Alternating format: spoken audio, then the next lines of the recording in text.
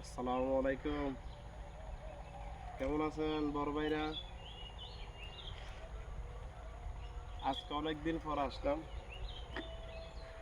মরিচ চিরার জন্য। আমাদের দেশি মরিচ, যার নাম হচ্ছে সিলেটটা মরিচ। জিসান হিন্দি দেখা তুমি দেখেন, লাল লাল আসলে বালিবে দেখা দেখেন। এটা আসলে আমার আব্বা করছে ক্ষেতটা, মরিচ ক্ষেত এটা। এখন আমার কাজ হচ্ছে যে আপনার বেছে বেছে লাল মরিচগুলো নিয়ে নেবো। লাল মরিচগুলো নিয়ে এগুলো নিয়ে শুকাবে, শুকাই এরপরে বিক্রি করবে, এতটুকু আর কি। আর কাঁচামরিচ যা লাগে এখান থেকে আমরা নিই। আমরা নেওয়ার পর আবার আমার বন্ধুদের জন্য আমি শহরে নিয়ে যাই।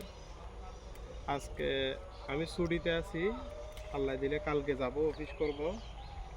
এই কারণে চিন্তা করলাম আব্বাকে একটু হেল্প করে দিই, সময় যখন আছে এতটুকু।